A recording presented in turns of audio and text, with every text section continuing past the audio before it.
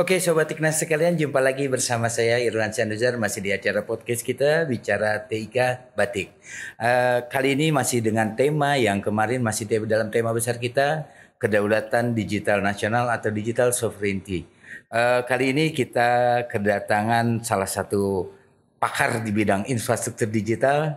Ada Pak Sigit Jarot, Ketua Bidang Infrastruktur Telematika Nasional di Masyarakat Telematika Indonesia atau Mastel. Selamat datang Pak Sigit. Makasih.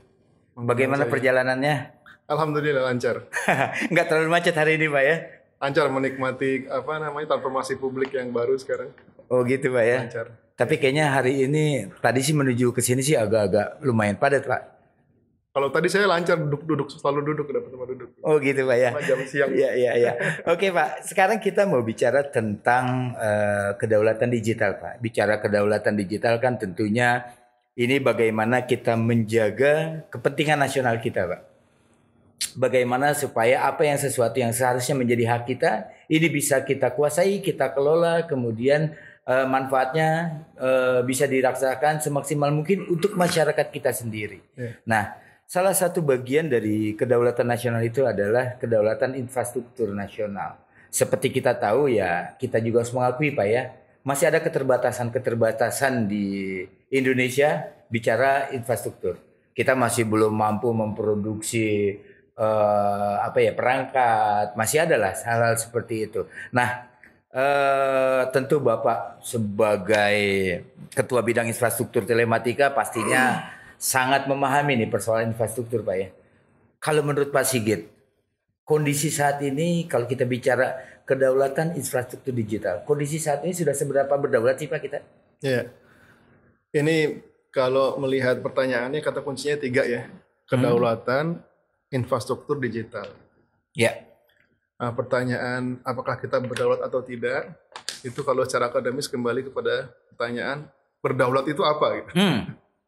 Kedaulatan itu apa? Gitu. Kedaulatan itu kan akar katanya daulah negara. Gitu. Negara. Kalau dalam bahasa Inggris sovereign. Kemudian sering terjemahkan sebagai kapabilitas untuk bertindak sesuai dengan keperluannya sendiri seperti itu. Kalau di dalam beberapa definisi bertindak secara independen. Gitu. Yeah. Nah, bertindak secara independen berarti lawannya bertindak secara dependen. Ya, ketergantungan. Ketergantungan gitu kan. Yeah. Itu satu poin gitu. Kenapa kemudian sebelum kita masuk kepada digital ya, maka ketika kita bicara tentang kedaulatan, seringnya dulu kedaulatan itu konteksnya adalah hukum tata negara. Iya. Negara harus berdaulat secara teritorial dan seterusnya gitu. Nah, kemudian kenapa kemudian di era digital muncul lagi isu ini gitu, kedaulatan digital. Nah ini yang menjadi agak pelik sebetulnya gitu. Kalau dulu di era teritorial, teritori itu asalnya terpisah-pisah, ya. Kemudian ada satu pihak yang kemudian dia nyebrang ke negara lain, akhirnya menjajah dan sebagainya. Akhirnya isu kemudian muncul bagaimana supaya negara yang menerima tamu itu harus tetap berdaulat. Yeah. Tapi teritori dasarnya terpisah gitu. Nah, ketika kita bicara tentang digital ini yang agak pelik. Iya, borderless. Saya tidak menyebut borderless karena ada dua istilah ya. Oke. Borderless dengan cross border. Oh iya. Ketika kita mengatakan sudah borderless, berarti kita sudah mengatakan tidak ada kedaulatan. Tidak ada kedaulatan. Nah, saya lebih prefer menggunakan istilah cross border sebetulnya. Nah, masalahnya adalah teknologi digital atau kalau sekarang kita bilang internet itu dari awal memang dia dibentuk untuk interconnected. Jadi kumpulan network yang saling berhubungan dan sebagainya yang dia itu memang sudah lintas batas. Gitu. Maka kompleksitas pertama adalah dia memang secara karakteristik sudah lintas batas. Sudah cross border ya. Cross border. Tapi kita tidak mengatakan borderless ya. Iya. Cross border, melintasi batas-batas yang tadinya dianggap sebagai batas negara. Kemudian yang kedua, tantangan yang kedua ketika kita bicara kedaulatan digital itu adalah teknologinya itu sendiri. Teknologinya dikuasai oleh segelintir pihak. Oke. Gitu. Sehingga bisa jadi negara yang dilewati itu dia tidak memiliki teknologinya. Gitu kan. Nah, kemudian yang ketiga, segelintirnya itu betul-betul segelintir. Iya.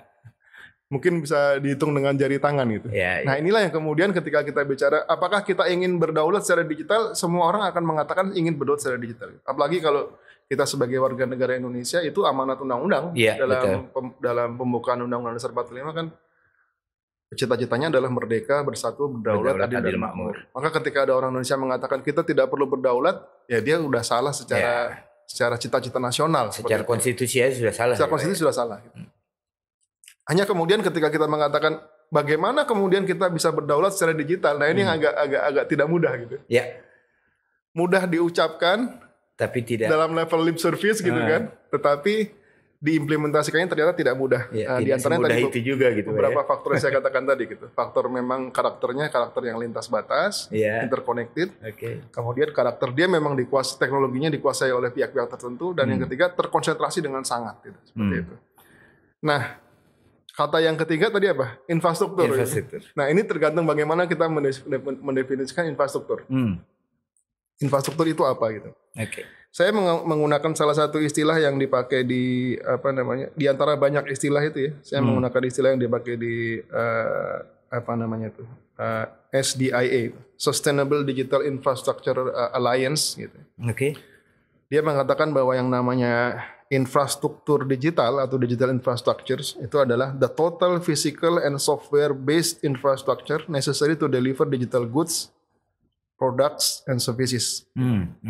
Jadi secara keseluruhan itu termasuk infrastruktur fisik, infrastruktur perangkat lunak yang terlibat diperlukan untuk mendeliver digital goods, digital products, digital services, layanan digital, barang-barang digital dan seterusnya.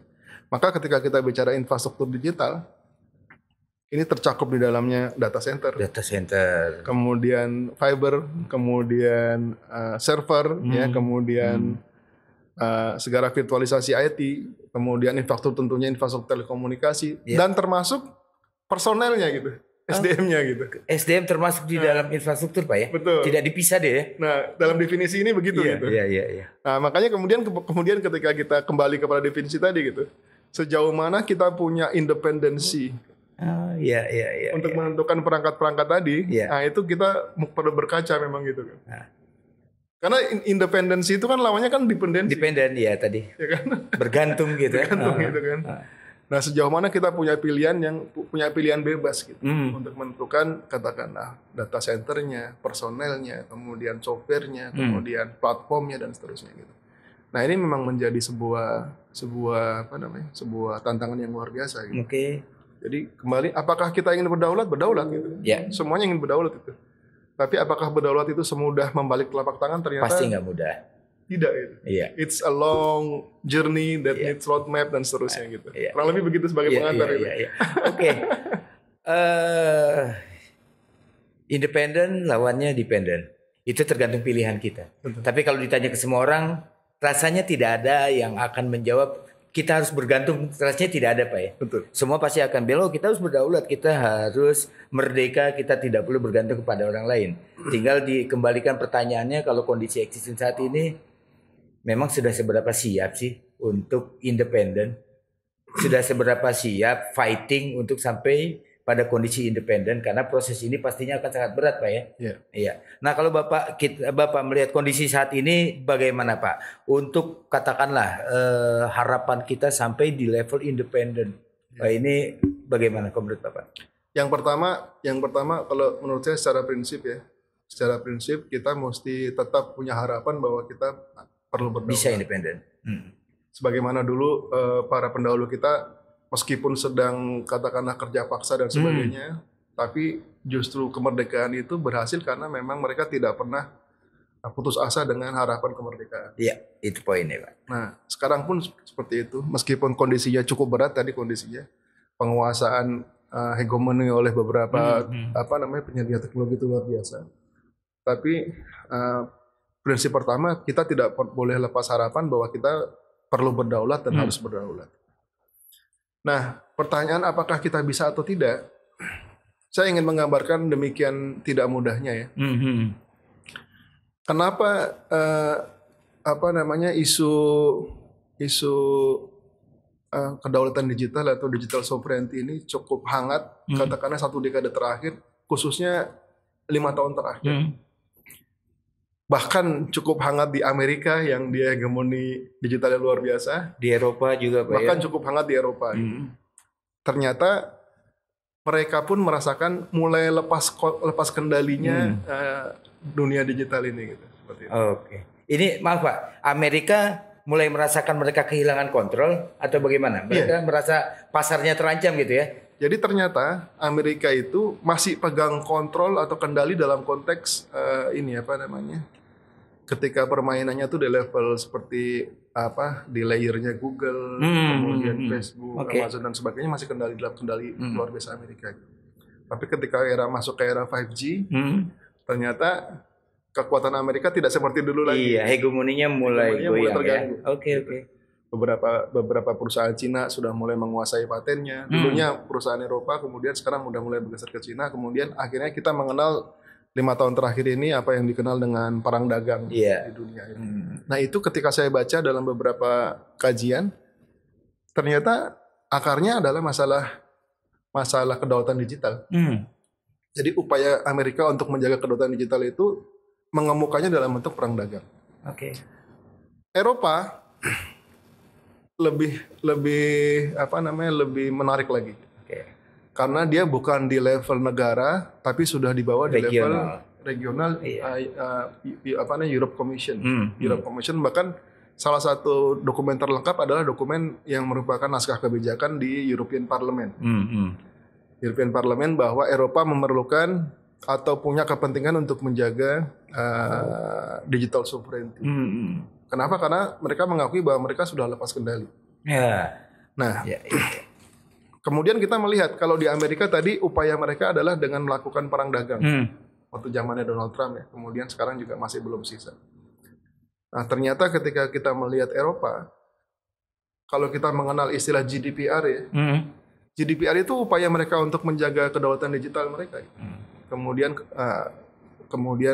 digital single market dan seterusnya gitu. Nah jadi mereka melihat ini upaya yang tidak satu dimensi gitu. Dimensi hukum regulasinya ada, dimensi teknologinya ada, dimensi ekonominya ada, dimensi sosialnya ada, sehingga upaya untuk menegakkan atau mengembalikan sovereignty digital ini atau kedaulatan digital ini memang perlu upaya serius dan sangat istilahnya total football gitu. Kalau kita mengambil contohnya hanya Amerika dengan Eropa kayaknya jauh banget gitu ya. Dari tidak vis-a-vis dengan kita lah. Tidak vis-a-vis gitu. Nah, tadi pagi sebelum kesini saya sempat baca-baca. Ada contoh yang lebih menarik itu sebenarnya yang lebih dekat dengan kita. Case-nya itu adalah contoh upaya digital sovereignty-nya India. Oke. Nah ini dia mempublish paper di SciencePo ya. SciencePo itu salah satu lembaga di Eropa yang banyak melakukan kajian kebijakan.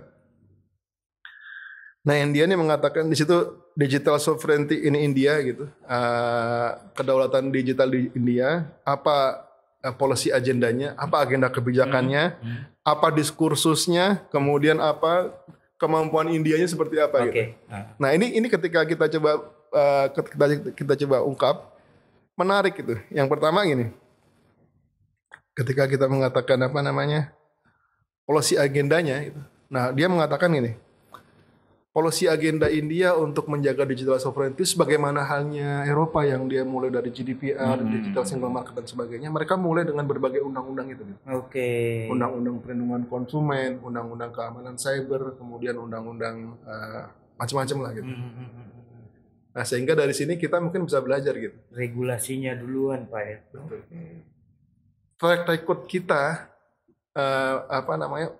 track record kita dalam membuat undang-undang atau legislasi ini semangat kedaulatan digitalnya seperti apa? Iya, Karena kita juga sudah punya undang-undang telekomunikasi, punya undang-undang persaingan usaha juga sudah ada, undang-undang ITE juga sudah ada, yang baru-baru ini undang-undang perlindungan data pribadi juga ada gitu. Nah, itu kita coba ukur gitu.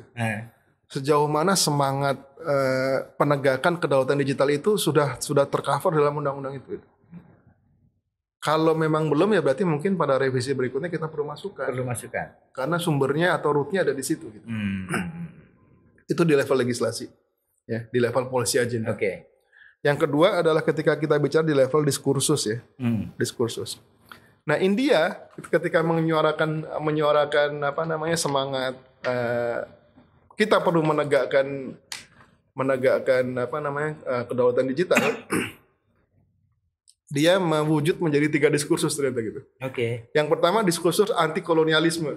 Oh, semangat perlawanan sekali. Semangat perlawanan anti penjajahan gitu. Karena beberapa tahun yang lalu itu salah seorang menteri atau bahkan perdana menteri mengatakan gini, kita tidak mau Twitter itu menguasai India sebagaimana halnya East Indian Company menguasai India. Jadi kalau kita alih bahasakan dalam bahasa Indonesia jadi kurang lebih gini. Kita tidak mau Twitter atau Facebook menguasai Indonesia sebagaimana dalam halnya dulu VOC menguasai Indonesia. Ya. Bahasa yang muncul di masyarakat seperti itu gitu. Karena memang tidak terlalu berlebihan memang dalam beberapa kajian ini bentuk hegemoni memang. Ya. Dan dia memainkan East India Company itu untuk membangkitkan memori bahwa betapa pahitnya kita dihegemoni ya. Betul. Itu diskursus yang pertama gitu. Saya itu menarik juga, jangan-jangan di kita juga kalau misalnya ada yang begitu tidak berlebihan gitu. Nah, yang kedua yang agak menurut saya agak lebih lebih moderat. Diskursus yang muncul adalah teknonasionalisme. Teknonasionalisme artinya adanya sebuah upaya untuk membangkitkan kapabilitas nasional secara teknologi, secara riset, sehingga untuk kepentingan-kepentingan yang sensitif ya, kepentingan negara seperti pertahanan keamanan atau kepentingan yang berkaitan dengan hajat hidup orang banyak, ini perlu memang dikuasai secara nasional. Artinya dalam negeri atau negara perlu memiliki kapabilitas untuk memprovide teknologi dan solusinya. Gitu. Nah, ini menurut saya cukup moderat. Gitu. Nah, kemudian yang ketiga yang diskursus yang muncul adalah liberal demokratik.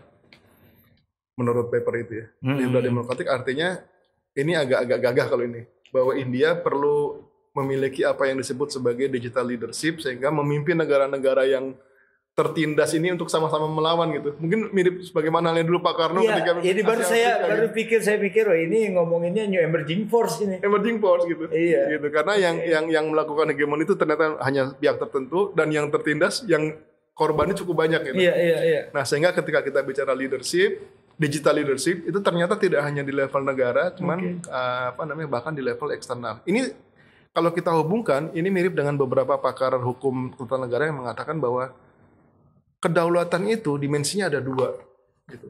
Kedaulatan internal dan kedaulatan eksternal. Kedaulatan internal adalah ke arah ke dalam negeri di mana memang yang harus memegang kekuasaan itu memang pihak-pihak yang memang harusnya yang berdaulat gitu. Nah, sedangkan eksternal adalah konteksnya bagaimana melawan pengaruh dari asing gitu. Nah, ini ternyata ketika kita melihat diskursusnya India ini menarik ini. Iya, menarik ini. Semuanya tercover gitu. Nah, yang ketiga, cuma mereka realitanya gitu. Ketika ini kan level diskursus ya. Diskursus itu artinya ketika ini dilempar ke masyarakat reaksinya seperti apa dan sebagainya gitu. Sebagai policy agenda seperti apa gitu.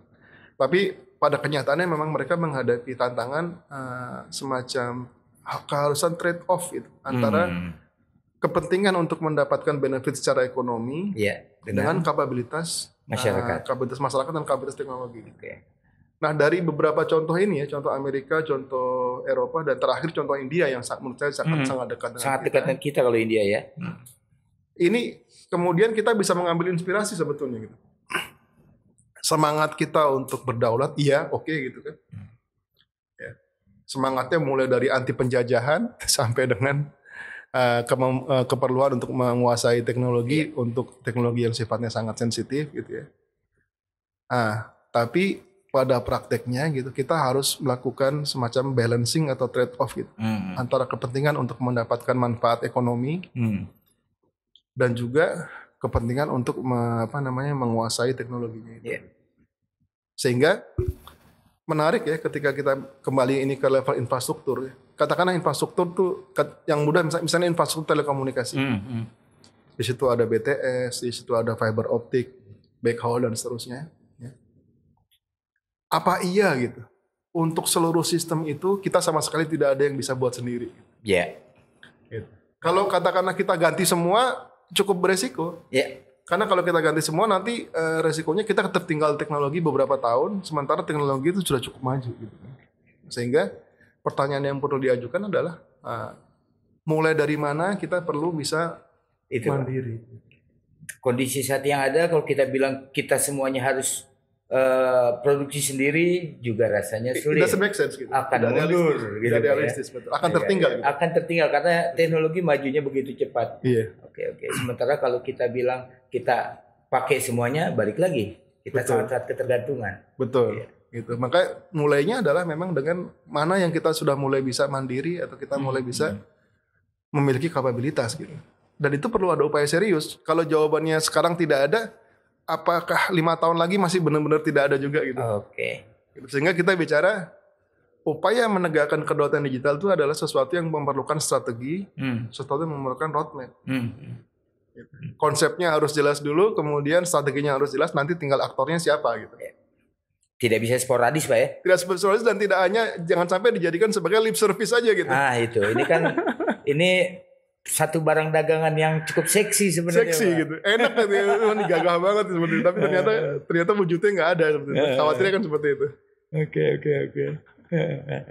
Ya, artinya kan gini Pak, balik ke bilang tadi bahwa ya memang harus ada, kita harus berpikir matang-matang dulu kan, harus terkonsep dengan besar. Tapi paling tidak ada satu lompatan kelinci lah, ada satu langkah gitu ya. Apa sih yang harus dimulai Pak? Dari mana dulu? Idealnya? Kalau saya mungkin salah satu atau salah dua ya. Salah satu atau salah duanya adalah pertama kita mulai dari wilayah-wilayah yang kita mudah untuk menggunakan argumen kepentingan nasional. Gitu. Ini atas nama kepentingan nasional atau atas nama national interest. Maka harus produk dalam negeri atau harus tidak sepenuhnya independen terhadap asing. Contohnya misalnya misalnya kalau contoh di negara lain juga itu government intra-network gitu. Jadi jaringannya intra. Gitu. Saya dengar beberapa negara mereka sudah punya visi ini sejak 20-30 tahun yang lalu sehingga mengatakan kalaupun internet itu tiba-tiba kolaps secara global, maka mereka menjamin bahwa pelayanan kepada masyarakat tetap jalan karena dia menggunakan government intranet gitu. Nah ini bisa menjadi peluang. Gitu. Peluang yang lain adalah peluang yang memang pemerintah mudah melakukan apa yang disebut sebagai katakanlah keberpihakan. Gitu.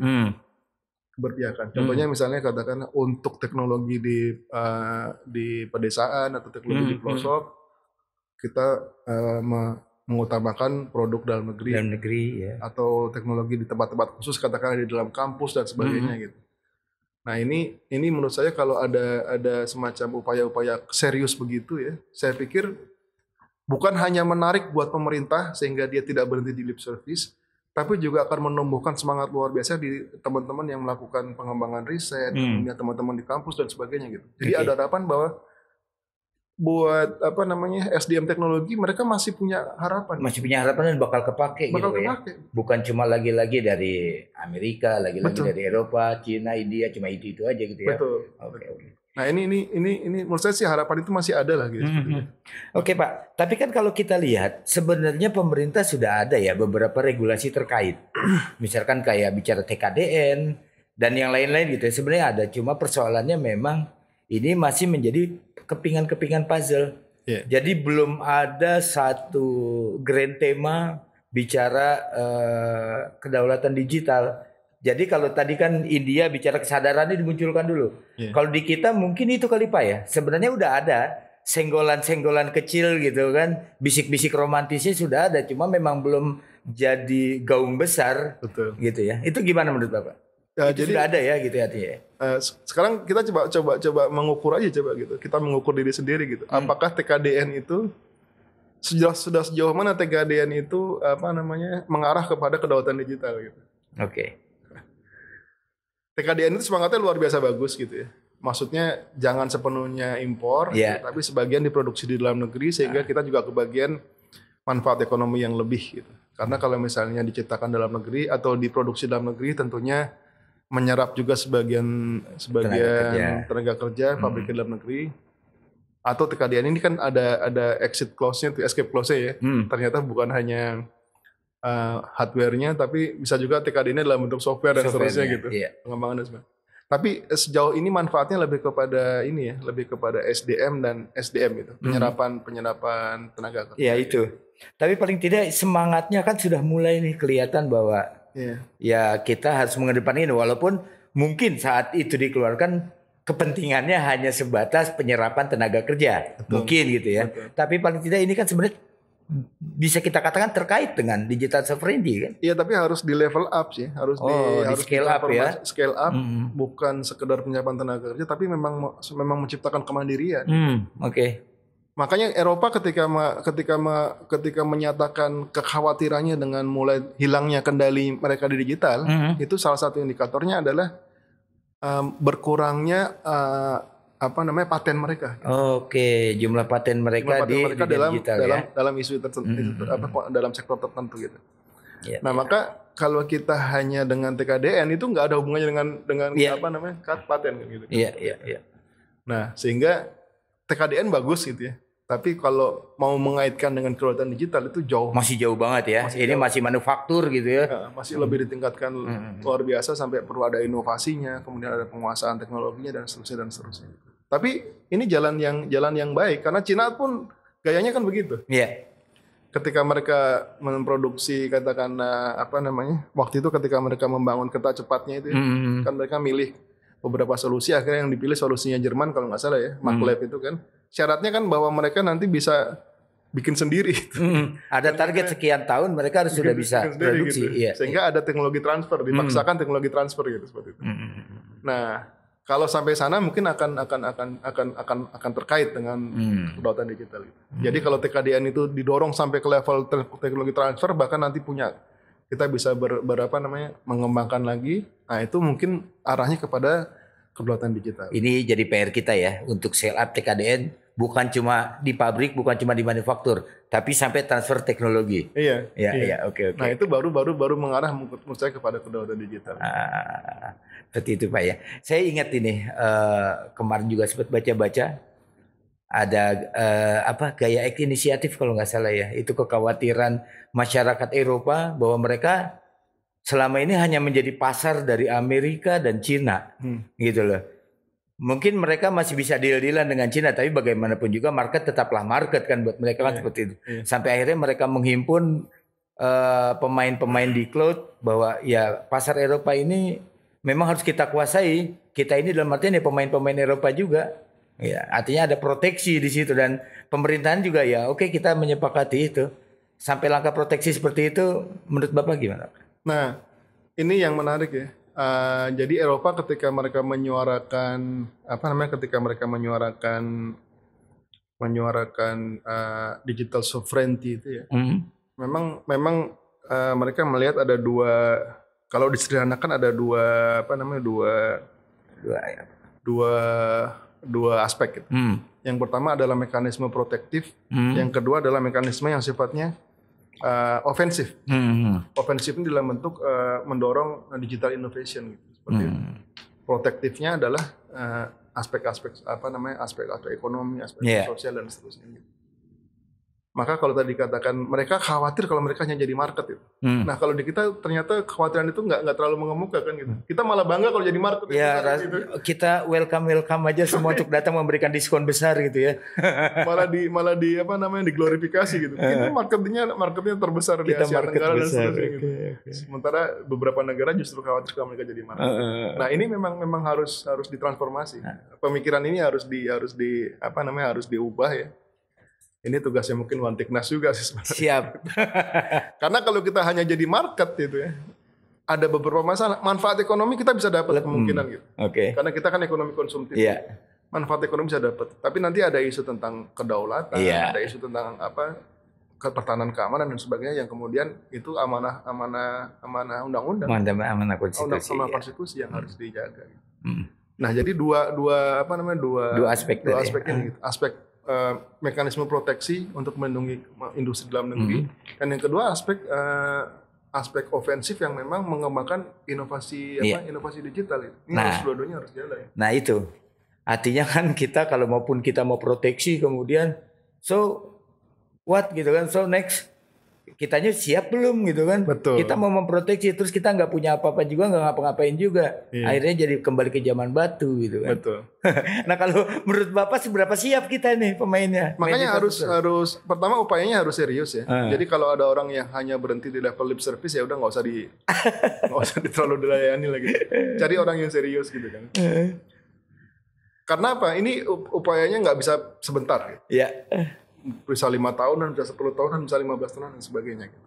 Sebagai contoh Cina itu. Cina ketika dia mengatakan kita nggak boleh bergantung dari Google, sehingga mereka membuat alternatifnya Google. Gitu. Dan ini berhasil. Ya. Gitu kan? Semua pakai Bing gitu ya. Gitu.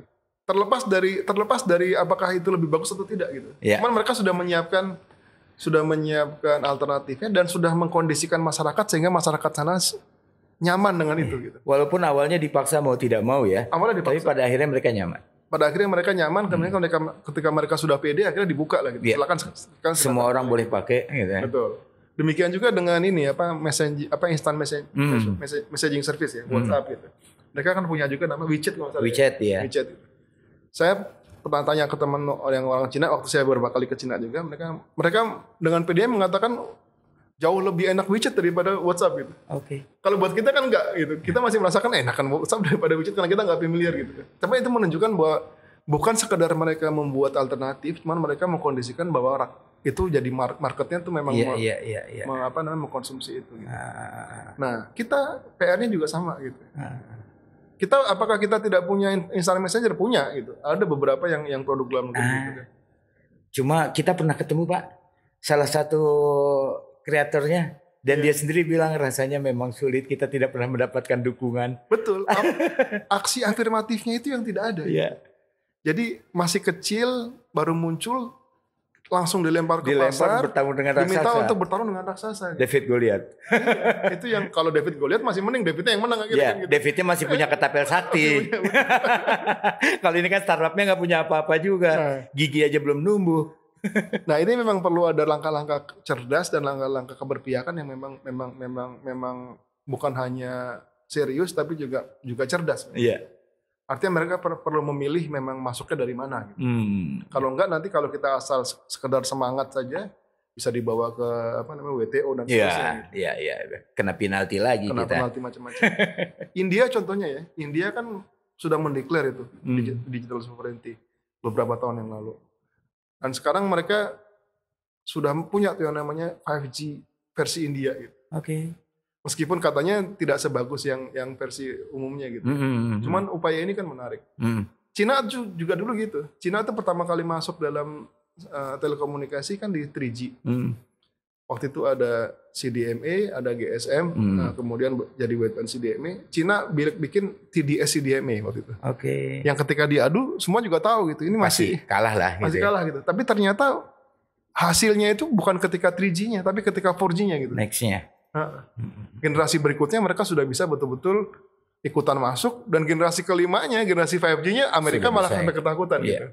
Nah, ini kan perjalanan 30 tahun, 20 tahun. Iya, bukan hal yang singkat, dan paling tidak ya itu tadi, paling tidak mereka sudah memulai dulu aja gitu. Betul. Dan harus ada yang mengawal memang secara kebijakan. Nah, kita tantangannya itu.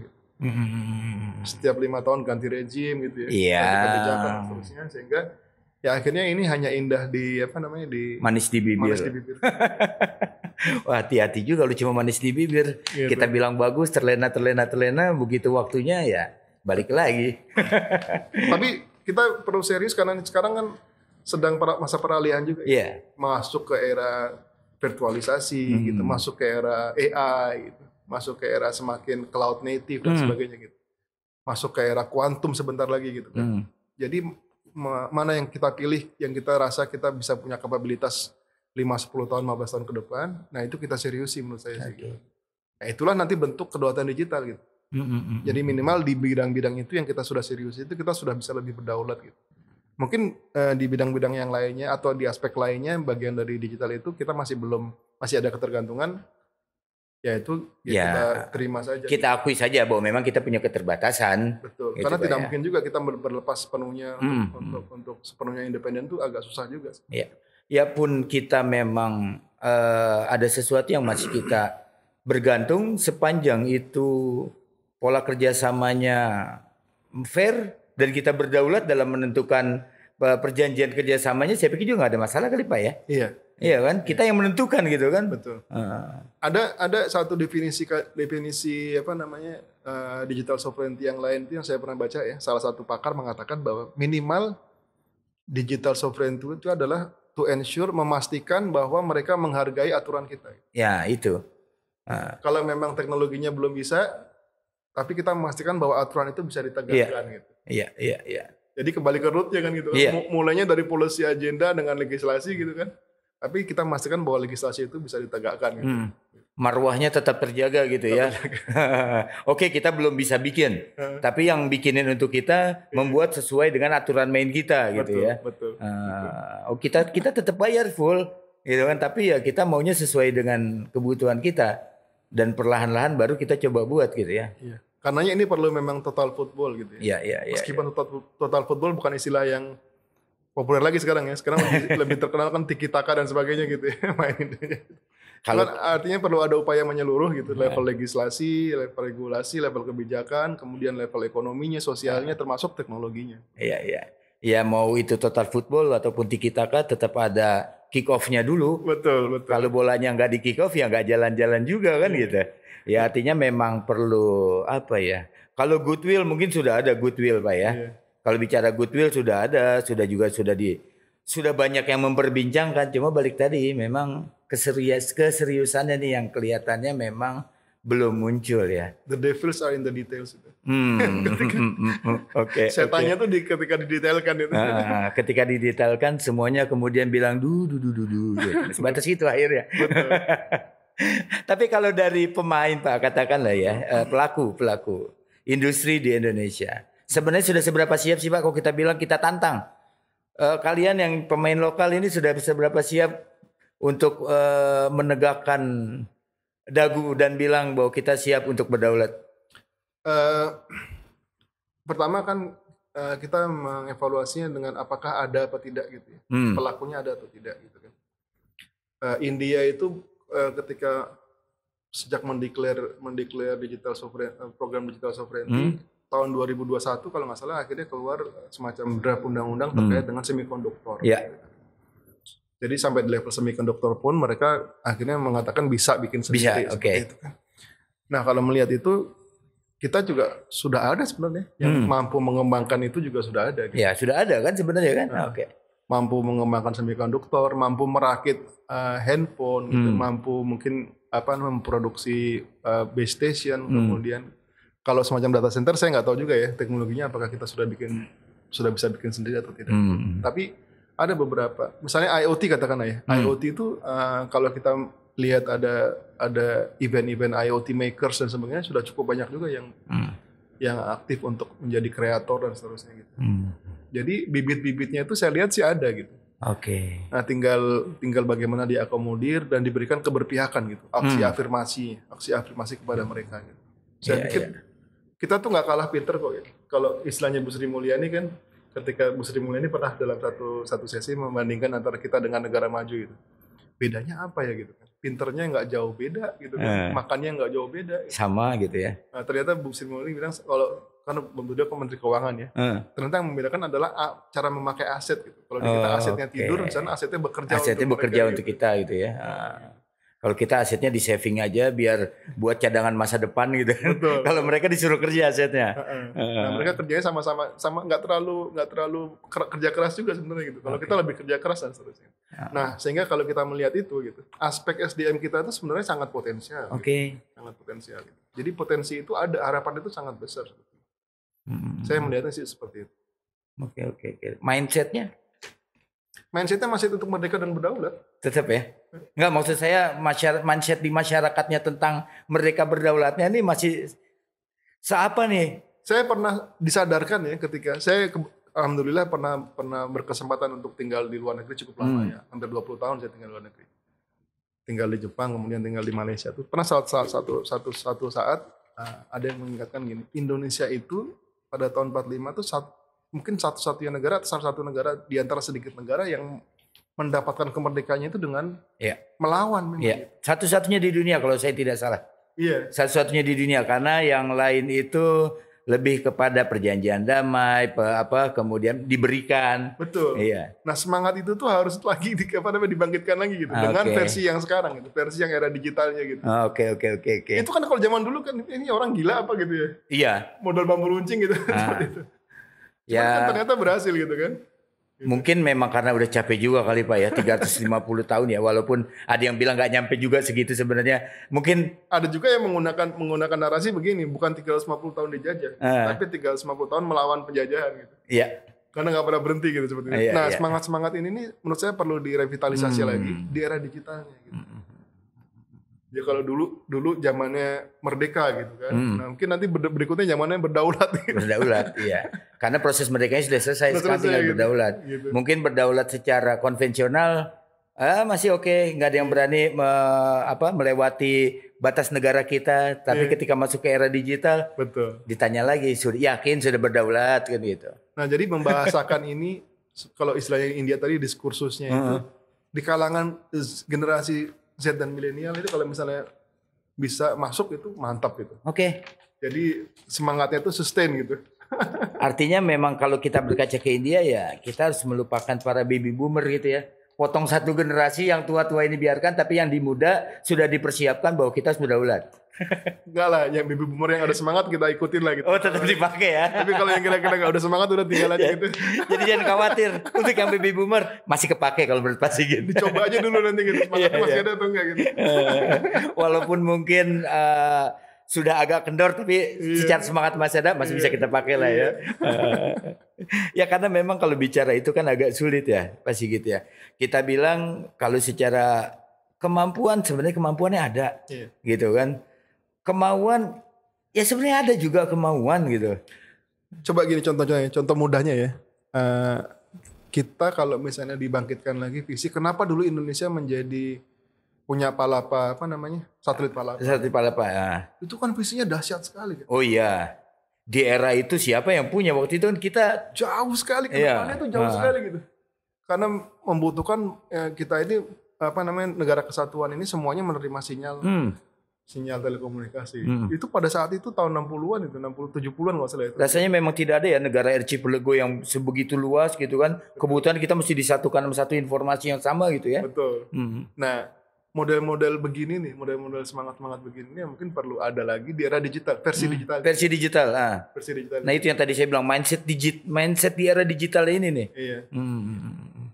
Jadi kalau ada di sana ada Elon Musk yang pemikirannya beyond yang lainnya gitu. Nah mungkin Indonesia perlu juga yang seperti itu. Iya, mungkin di Indonesia perlu ada Mas Elon. Iya, kalau di sana ada Elon Musk kita perlu Mas Elon, bukan cuma Mas Lintang, Mas Ardi, Mas Teddy, Mas Gary, bukan cuma itu, tapi harus ada Mas Elon. Yang berpikirnya memang beyond ya. Iya. Jadi kalau kata seorang rekan itu tidak terkungkung dengan masalah-masalah yang sekarang. Iya. Dia mikirnya 20 tahun lagi dan seterusnya. Nah ini kan ketika kita katakanlah, ini kita tidak masuk ke wilayah politik gitu ya, kita bukan mendukung atau anti, tapi kita hanya menuangkan harapan bahwa kedepannya pemerintah menjadi lebih aware untuk bicara kedaulatan digital. Karena ini memang perlu ada yang mengawal dan perlu ada keseriusan untuk bicara kedaulatan digital gitu ya. Karena ini kedepannya mau tidak mau kita sudah masuk era digital, ya kita jangan lagi kemudian dijajah digital gitu kan. Kita sudah merdeka, jangan jadi kemudian dijajah kembali walaupun di dunia digital. Cuma kan untuk mempersiapkan itu bukan hal yang mudah, bukan hal yang murah, bukan hal yang cepat gitu ya.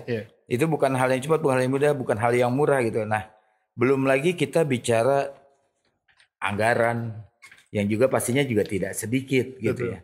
Artinya mau tidak mau kita ya balik yang tadi perlahan-lahan sambil kita mempersiapkan kita tetap bekerja sama atau bermitra dengan yang lain gitu ya. Nah, kira-kira aturan main seperti apa ini yang benar-benar, katakanlah kayak misal gini, kita takut nih satu perusahaan dia dimanfaatkan gitu kan, mengambil data kita untuk kepentingan mereka. Karena kok kita ngelihat demografis kita kan, data is new oil luar biasa nih cadangan minyak kita. Berapa juta manusia gitu kan. Nah ini supaya ini tidak termanfaatkan orang lain gitu ya. Bicara peraturan, apa yang pertama kali harus kita siapkan? Sebenarnya arahnya sudah ke arah sana ya. Misalnya ke arah perlindungan data dan seterusnya. Undang-undang PDP itu kan dia mengambil inspirasinya dari GDPR ya, GDPR Eropa gitu. Tapi PR-nya adalah banyak perbuatan-perbuatan hukum baru dan perkembangan baru yang belum terakomodir di undang-undang PDP gitu. Karena ini kan sudah umurnya, GDPR umurnya sudah lebih lama, lebih tua seperti itu. Nah, sehingga kita perlu memastikan ya bahwa legislasi kita, kebijakan kita dan hukum kita memang yang siap untuk masuk ke era digital. Gitu. Saya kebetulan ngajar regulasi dan kebijakan telekomunikasi juga. Cocok. Itu dulu kita selalu merefer kepada namanya Telecommunication Regulation Handbook. Sekitar 10 itu buku kalau nggak salah 10-20 tahun yang lalu dibuatnya gitu. Nah, tahun 2020 keluar versi baru, Digital Regulation Handbook gitu. Semua kemudian merefer ke situ, itu menegaskan bahwa era digital ini perlu regulasi baru, perlu kebijakan baru, perlu legislasi baru. Oke. Gitu. Nah, ini perlu kita sisir ya, kita scan gitu. Mana-mana aturan-aturan perundang-undangan kita yang memang perlu di-upgrade sehingga dia bisa siap untuk mengantisipasi dinamika yang baru dan tantangan yang baru di era digital. Bukan sekedar menyesuaikan pada zaman, tapi juga siap untuk siap untuk melihat kemajuan di yang akan datang ya, beyond ya. Betul. Okay. Nah ini tidak mudah memang ya. Perlu ada upaya yang cukup serius dan memang tidak mudah, memang susah juga gitu. Jadi mentransformasikan regulasinya jadi regulasi digital, kemudian undang-undangnya jadi undang-undang era digital dan seterusnya gitu. Tapi kalau once itu dilaksanakan, akan kelihatan itu gitu. Willingness-nya negara ini masuk era digital seperti apa gitu. Nanti kan diturunkan industri perlu bagaimana, masyarakat perlu bagaimana dan sebagainya gitu. Nah ini kita harapannya masih ada sih ya, pergantian rezim, mudah-mudahan pemerintah yang sekarang juga lebih ada semangat ke arah sana, melihat digital ini menjadi sesuatu yang sangat penting dan menentukan ini daya saing negara dalam konteks internasional. Jadi di awal berarti ya kalau ke praktis gitu ya, kita bicara bagaimana melindungi data ya. Itu yang penting dulu Salah satu itu ya, bagaimana kita kemudian melindungi data, melindungi apa yang kita punya lah tentang data. Nah kalau Bapak lihat sudah seperti apa kita melindungi data Pak? Termasuk kayak kita kalau mau melindungi data ya harus ada ketentuan bahwa datanya jangan dibawa keluar gitu. Artinya data centernya di dalam nih. Ini sebelumnya kan sekarang di eranya PP berapa namanya? 71 kalau nggak salah ya. 71 tahun 2019 gitu. Dulu PP sebelumnya PP 82 tahun 2012 gitu. Yang mewajibkan ada di Indonesia gitu. Kan kemudian dilakukan relaksasi sehingga untuk yang dibagi antara publik dengan privat gitu. Yang privat boleh di luar negeri, yang itu kalau kita coba cermati atau dekati dari perspektif kedaulatan digital, terus terang yang dulu lebih berdaulat daripada yang sekarang gitu. Oh gitu ya. Kalau menurut saya saya sampai sekarang mengatakan bahwa yang 82 2012 itu jauh lebih berdaulat daripada yang dalam konteks itu lebih berdaulat daripada yang 71 2012. Sebaiknya tidak ada relaksasi tadi ya. Seperti itu. Tapi mungkin ada pertimbangan-pertimbangan lain. Misalnya alasan penegakan regulasi dan seterusnya yang lebih reasonable dilaksanakan dengan PP 71 ya. Itu saya mungkin alasan bisa dipertimbangkan. Tapi dalam konteks itu lebih mudah menegakkan dulu gitu, karena dulu diwajibkan untuk ada di dalam negeri. Kalau misalkan ada di dalam negeri, sebaiknya memang pengelolaannya full kita atau itu kan tadi tergantung kemampuan kita gitu. Iya. Karena apa namanya, pertumbuhan traffic data kita tuh luar biasa besar gitu. Nah, sehingga kita perlu mengukur gitu sejauh mana industri dalam negeri ini mampu menghandle itu semua gitu. Sebagai contoh, data center itu kan ukurannya kan kalau nggak salah apa namanya, watt per kapita kalau nggak salah ya. Iya, iya. Jadi apa namanya, dibagi dengan populasi dan sebagainya, itu yang cukup tinggi itu misalnya di Jepang dan Singapura dan seterusnya gitu kan. Nah, Singapura itu sampai akhirnya dia sudah tidak mampu lagi apa namanya menyediakan data center akhirnya ditaruh di luar gitu kan, di Batam dan sebagainya gitu, dengan aturan-aturan yang mereka tentukan sampai mereka sudah over capacity dan sebagainya. Nah, sama gitu, Indonesia juga sama gitu. Indonesia ini dengan jumlah penduduk sekian banyak, jumlah pengguna internet yang tambah terus dan seterusnya, sejauh mana kita mampu menghandle itu gitu. Kalau memang enggak ya mungkin perlu melibatkan asing juga. Yeah. One day ketika kita sudah over capacity, mau nggak mau harus ditaruh di luar gitu ya. Iya, tapi itu kayaknya enggak deh kayaknya gitu. Negara segede kita soalnya gitu. Oke. Artinya kalau ya kita lihat bahwa kalau bicara kemampuan sebenarnya kita mampu. Harus yakin kalau mampu. Gitu. Iya, kalau kita melihat kondisi existing gitu, kita katakanlah objektif, bukan bicara yakin tidak yakin, tapi kondisi saat ini kita harus jujur, rasanya mampu ya, dengan modal yang ada, dengan potensi yang ada, mampu. Mampu, dan kalaupun ada yang memang belum mampu, kapan bisa mampu gitu? Oke. Apakah 3 tahun lagi, apakah 5 tahun lagi gitu untuk beberapa hal gitu. Ditargetkan gitu ya, kita boleh bermitra tapi sambil belajar. Iya. 5 tahun mesti graduation dan harus mampu. Gitu bahasanya harus begitu. Gitu. Iya, harus mungkin mampu. ada beberapa aspek yang kita belum mampu gitu, dan Anda akan mampunya kapan gitu. Harus begitu kan pertanyaannya gitu.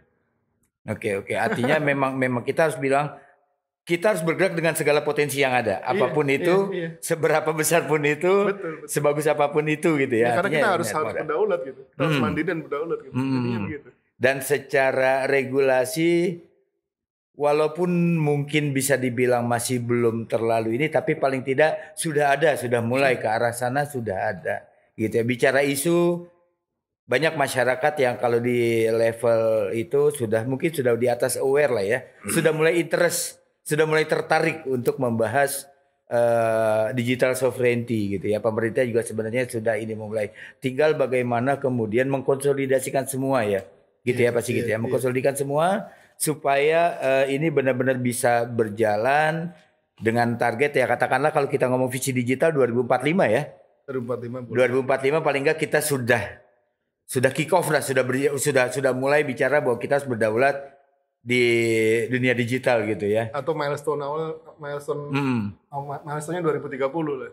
2030, jangka menengah, jangka panjangnya 2045. Ya. 2045. Oke. Paling tidak itu yang harus sudah dilakukan. Iya. Dan kita optimis bahwa industri kita juga siap untuk mengejar dan menyesuaikan diri, Pak. Iya. Untuk SDM-nya juga tadi Pak Sigit yakin bahwa SDM kita juga mumpuni ya. Iya. Karena ternyata ikan kembung itu tidak kalah dengan ikan salmon untuk hal omega 3. Iya, dan cadangan ikan kembung kita itu luar biasa banyak di Pantura. Jadi SDM kita tidak mungkin kalah gitu Pak ya. Oke Pak Sigit, mungkin closing statement Pak Sigit. Kita bicara balik ke masalah infrastruktur gitu ya. Kedaulatan digital di bidang infrastruktur, seberapa siap dan bagaimana sebaiknya ke depan, mungkin silakan Pak Sigit. Yang pertama, bahwa kedaulatan digital ini bukan sebuah pilihan tapi sebuah keharusan. Karena ini amanat konstitusi gitu. No choice kita. Nah, untuk agar dia tidak berhenti sebagai lip service saja gitu kan, maka kita perlu memantapkan, mengkokohkan konsepnya, kemudian menuangkan dalam bentuk strategi-strategi baik jangka menengah maupun jangka panjang, jangka pendek, menengah, panjang, sampai jelas nanti aktor-aktor yang terlibat siapa saja. Jadi perlu ada pendetailan memang sehingga mudah dilaksanakan. Seperti itu. Oke. Dan saya butuh statement jaminan dari Bapak sebagai Ketua Bidang Infrastruktur Telematika Nasional Masyarakat Telematika Indonesia. Yakin Pak ya, industri kita siap? Insya Allah. Ya. Artinya benar-benar kita sudah siap untuk bersaing ya? Iya, insya Allah bisa. Oke, Sobat Tiknas. Pak Sigit sudah memastikan bahwa industri kita siap. Kesadaran masyarakatnya sudah mulai ada. Dan tadi SDM-nya juga nggak kalah. Kita masih bisa mengejar. Jadi kalau dulu Pak Bung Karno bisa membangun New Emerging Force, harusnya kita bisa bersaing dengan India untuk bicara digital new emerging force. kita bisa menjadi inisiator atau kita bisa mengorkestrasi kekuatan-kekuatan new emerging force di dunia digital, kira-kira Pak ya. Karena masih banyak banget negara di luar Amerika, Uni Eropa, Cina, dan Korea yang juga memiliki keinginan untuk berdaulat di era digital nanti. Oke, Sobat Tinas, ini beberapa operator sudah melambaikan tangan ke saya, artinya jam sewa perangkatnya sudah habis. Kita harus sudah menyudahi. Sayang sekali padahal obrolan dengan Pak Sigit ini luar biasa seru. Dan mungkin ke depannya masih ada serial lanjutan baik dengan Pak Sigit atau dengan pakar lainnya bicara tentang kedaulatan digital. Oke, cukup sekian Sobat Tignas. Jumpa lagi nanti bersama saya Irwan Sanrizar. Terima kasih. Assalamualaikum warahmatullahi wabarakatuh. Waalaikumsalam.